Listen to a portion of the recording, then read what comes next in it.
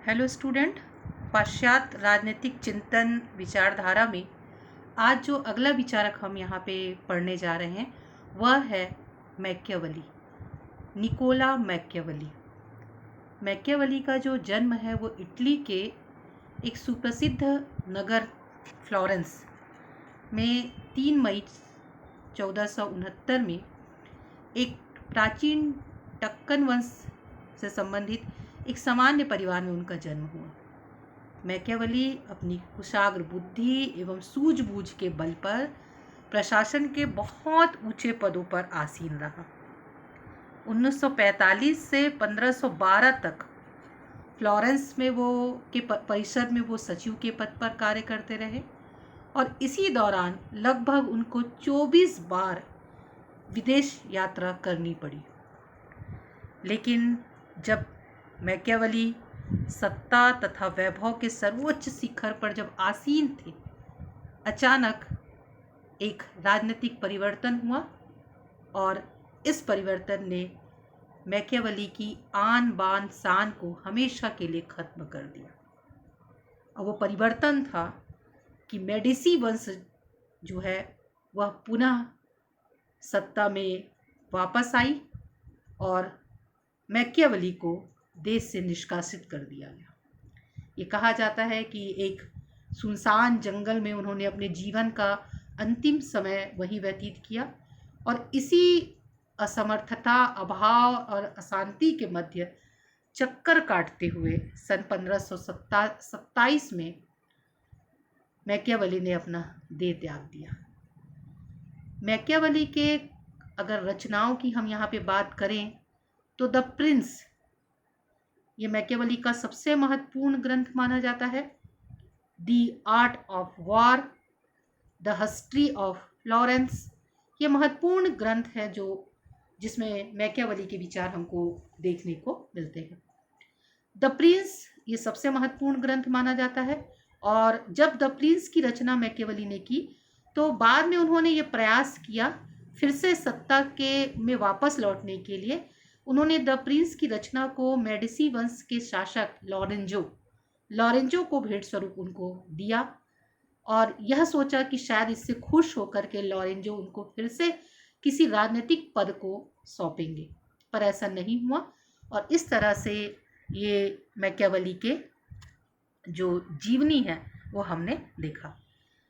दूसरा जो आता है कि मैकियावेली के चिंतन पर किनका प्रभाव पड़ा। मैकियावेली को युग शिशु के रूप में जाना जाता है, अपने युग का शिशु भी कहा जाता है और अपने युग का जनक भी कहा जाता है। हम ये जानते हैं कि प्रत्येक दार्शनिक विद्वान अपने युग का शिशु होता है। युग शिशु इसलिए कहा जाता है क्योंकि उसके चिंतन पर उस समय की समकालीन परिस्थितियों का, घटनाओं का, विचारधाराओं का प्रभाव उनके विचारों पर हमको देखने को मिलता है।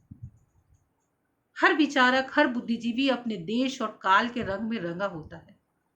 फिर भी ये माना जाता है कि राजनीतिक विचारों के इतिहास में मैकियावेली ने जितने अच्छे ढंग से समकालीन राजनीतिक, सामाजिक, आर्थिक विचारों की छाप अपनी रचनाओं में अंकित की है, ऐसा किसी दूसरे ने नहीं किया।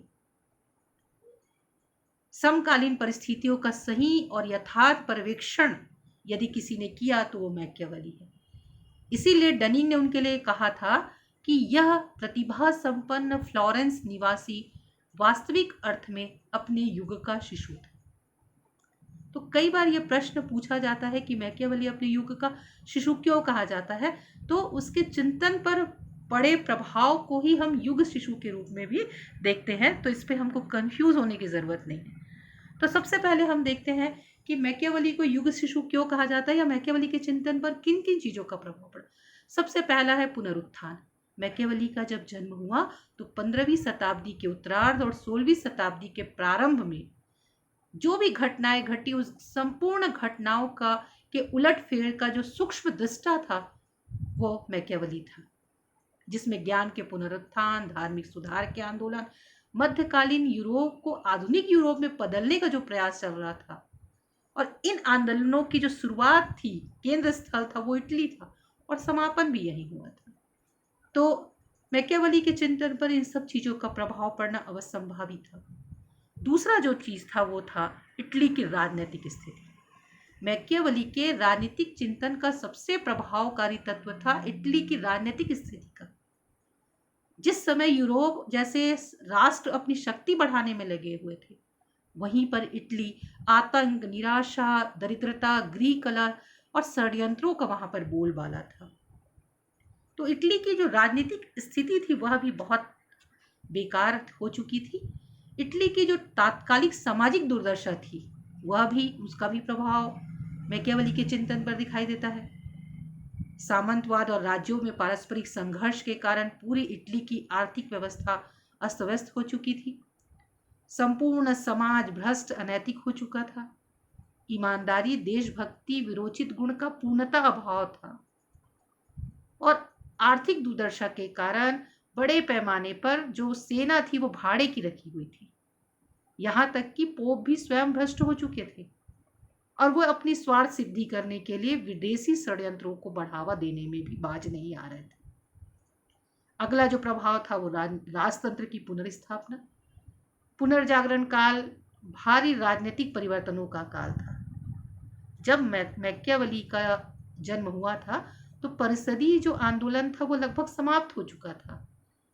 शक्तिशाली जो शासक ने सामंत व उनकी जो प्रतिनिधिमूलक संस्थाओं का दमन करके अपने लिए एक निरंकुश राजतंत्र की स्थापना कर चुके थे। ऐसे राजतंत्र की पुनर्स्थापना के युग में मैकियावेली का जन्म हुआ था और वास्तव में यह युग जो था वो सबल राजतंत्र का युग था और मैकियावेली की रचनाओं में इस आदर्श का पर्याप्त प्रमाण हमको मिलता है। जब उन्होंने आदर्श नरेश को जो दिए हुए सुझाव हैं, किस तरह राजा को सशक्त होना चाहिए, साम दाम दंड और भेद की नीति को अपनाना चाहिए, ये सभी बातें उन्होंने अपने आदर्श राजा को बतलाए थे। अगला जो चिंतन पर प्रभाव था राष्ट्रीयता की भावना का। मैकियावेली के समय विश्व में अन्य राष्ट्रों में भी राष्ट्रीयता की भावना तेजी से फैल रही थी और इसी राष्ट्रीयता की भावना के कारण फ्रांस, स्पेन, इंग्लैंड आदि शक्तिशाली राष्ट्र राज्यों की स्थापना हुई थी और इसके चलते पोप के ईसाई राज्य का विस्तार भी महत्वहीन हो गया था।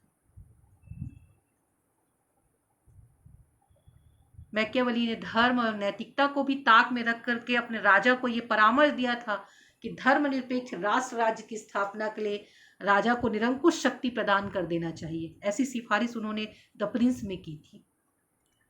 अगला जो उनका चिंतन पर प्रभाव था वो था चर्च एवं पोप का प्रभाव। पुनरुत्थान का जो युग था चर्च एवं पोप की शक्ति के पतन का युग था। पोप अपनी स्वार्थ सिद्धि के लिए, जैसे मैंने पूर्व में ही बताया, विदेशी षड्यंत्रों को बढ़ावा दे रहे थे।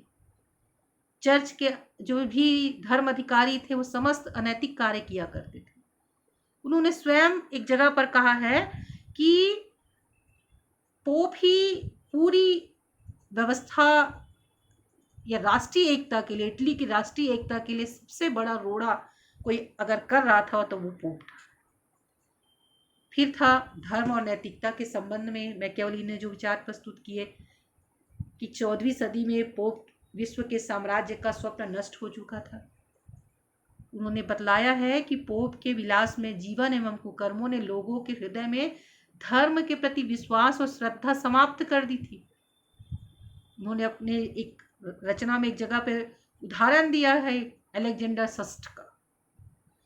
कहते हैं कि मैकियावेली ने कहा कि उसने जीवन भर धोखा देने के अतिरिक्त और कोई कार्य नहीं किया जो पोप अलेक्जेंडर थे उन्होंने। और राजाओं ने भी नैतिक आदर्शों को तिलांजलि दे दी थी।